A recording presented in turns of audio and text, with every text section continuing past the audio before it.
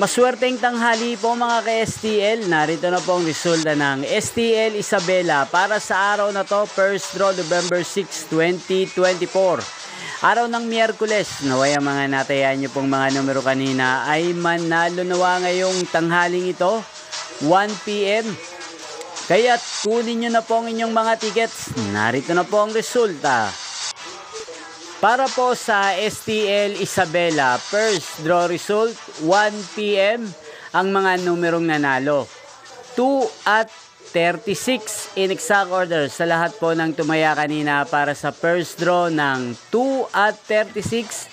Congrats po sa inyo, panalo po kayo.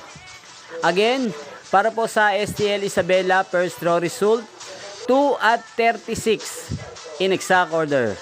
Shoutout po natin si Ate Momish. Ate Momish, shoutout po sa iyo. Naway, manalo ka na ngayong araw na to.